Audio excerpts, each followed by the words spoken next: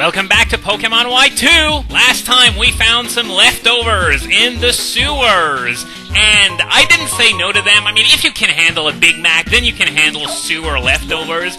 Anyway, I guess that really is it this time, so I guess we're gonna have to come back here next month and see if there's any more we can explore without Surf. So as you can see on the right side of the screen, once again, I will be taking on the Royal Unova today. I did the same thing with the checklist in White 1. And in White 1, as I've said before, it was only accessible in... Oh, Mr. Metal's here. Let's see what he's got for us today. Battle Teacher Metal. I think that's for battling a certain amount of trainers. But let's just heal our Pokemon real quick and then head over to the Royal Unova. The only change is that you can now take it on as part of the main game. There are two different rosters, one for the main game and one for the post-game. Now, today is Sunday, meaning that it's the day that has the most trainers to fight, and it's the day where a rare candy is up for grabs. So, never a really bad idea to come here on a Sunday if you have the time. Now I'm going to skip the About the Ship section since I already showed it to you last time I did this in the White 1 Let's Play. So I'm going to proceed the exact same way. I'm going to talk to the attendants on the right and left sides of the screen, well, right now. So, 7 trainers today, and the cruise begins. I don't know if we're gonna have any time to check out the observation deck today, because I would really like to finish this area today. So yeah, you can climb these stairs if you want to go to the observation deck. So this one here is going to give me advice as to what's on the port side and the starboard side.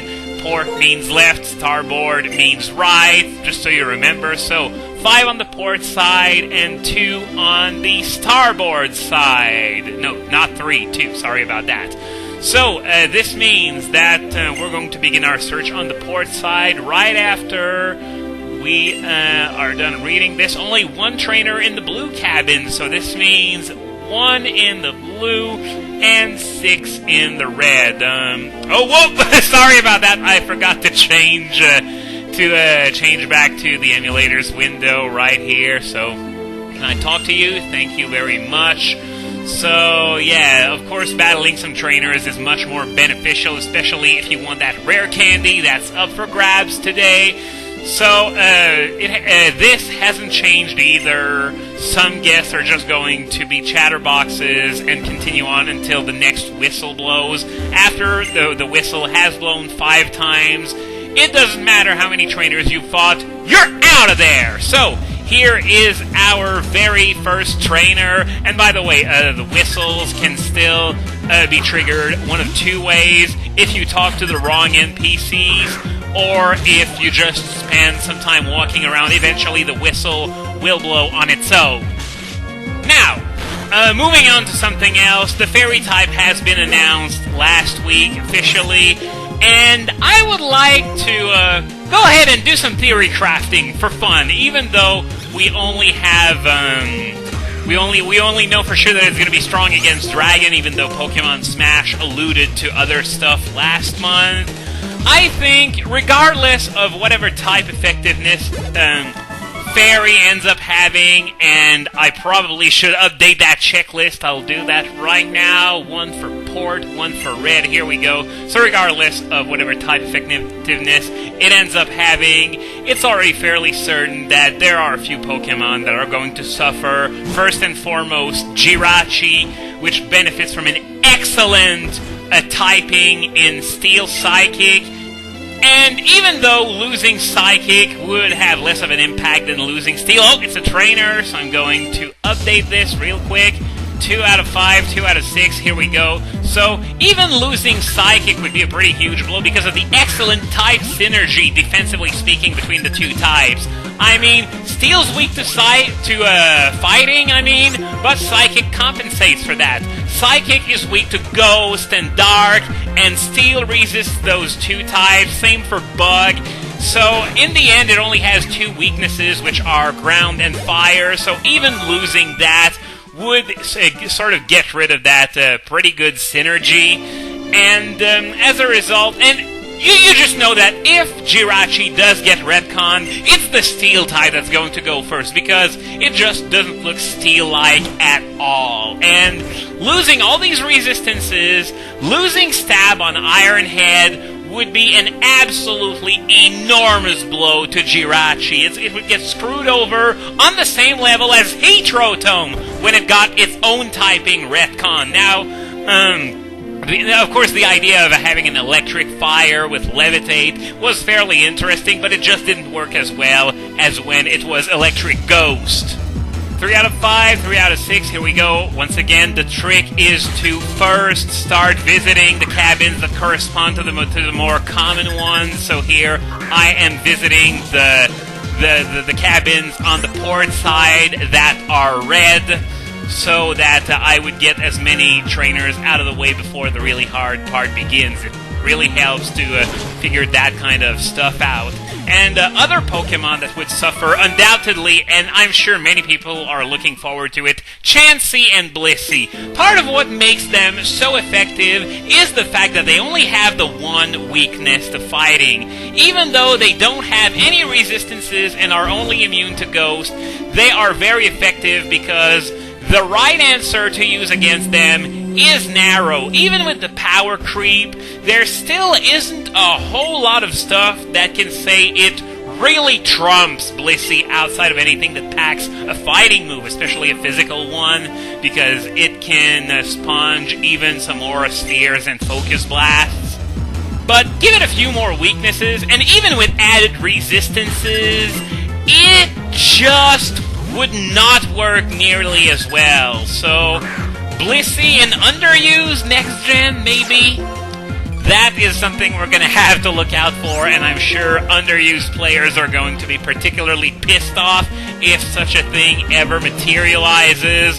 But there was once an era where, Heracross in underused was simply unthinkable. I think this notion was as recent as early Generation 4, and now, well, look what happened.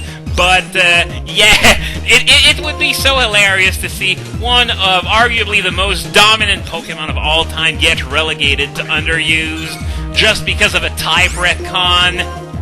But aside from those 3, there aren't a whole lot of Pokemon that are really good right now that have the potential to get retconned. And this means that maybe, despite all of that, it might still take a few years for the fairy type to really build a decent base, as I forgot to update the checklist before the start of the battle. Once again, I apologize for that, even though you probably don't really care all that much. This is mostly there for me to help me solve the puzzle. As a fun little side note, this actually makes the video a bit easier to edit because I don't have to letterbox the recording of my DS screen. But yeah, as I was saying, Celebi could be a potential retcon that could be interesting by maybe making it less prone to U-turn and pursuit, which it really hates right now. It's got a very long list of weaknesses. I think, don't quote me on that, but I think it's the longest list of weaknesses in the game, and yet it's still overused. Imagine that. So yeah, Celebi is one Pokemon that has some potential for improvement. Oh, Rock Slide! Sweet! So I'm going to have Rock Slide for Berg after all, meaning that I might not even need to resort to using Pignite, which, by the way, I retired in case I wasn't clear enough about it already. But yeah, Rock Slide is always good. So yeah, of course, just plugging a new component alone into the current metagame isn't always a good idea of... it doesn't give you a good idea of, in terms of predicting what's going to happen, because you have to take all the new elements as a whole, and the metagame might change so much that suddenly Celebi starts sucking for reasons that don't really have to do with a potential type retcon. Other than that, Togekiss potentially becoming fairy flying could lead to some very interesting possibilities, since it would now have a viable secondary stab that wouldn't be called Tri-Attack, which I think is only accessible through XD. Anyway, I know there's a catch with Tri-Attack that makes it near unusable with Togekiss as it is anyway. And, oh great, I talked to, the wrong NPC there. Anyway, the reason why I went for this one is because now I know for sure that there's a blue cabin on the port side that does have a trainer, since I entered all the red ones over there, and they all had trainers. And then there was another one, a red cabin on the starboard side that had a trainer. So all that's left, is starboard blue and port red. Or, no, I'm having it backwards. Sorry about that. Port blue and starboard red. So, is this one? Oh, I think this is actually a trainer here. Let's have a battle. Yep. So, this means both trainers on the starboard side have been found, and all the trainers in red cabins have been found. So, yeah, another Pokemon that I'm looking forward to see if it's going to see a resurgence because of the fairy type, Azelf. Now, of course, it's legendary, so Game Freak might have a bit more in the way of reservations in retconning legendaries, but at the same time, if these three aren't fairies, then what the hell is? So, Azelf, it's already got quite a few qualities. Its special attack is already great, physical attack as well. It's really fast, it can blow up if need be. So, one thing I'll say though is that Azelf still lacks a really good way to blow the crap out of dragons.